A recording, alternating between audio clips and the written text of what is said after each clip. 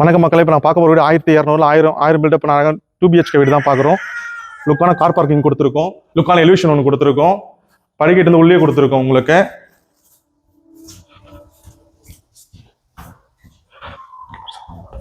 Living hall பெருசாக கொடுத்துருக்கோம், gypsum board use பண்ணி ஃபால் சீலிங் பண்ணி கொடுத்துருக்கோம், டிவி கபோர்டு ஒர்க் பண்ணி கொடுத்துருக்கோம், பெரிய பெட்ரூம் சைஸ் கொடுத்துருக்கோம், அட்டாச் பாத்ரூம் ஒன்று கொடுத்துருக்கோம், இதுக்கும் பெட்ரூம் கபோர்டு ஒர்க் பண்ணி கொடுத்துருக்கோம்.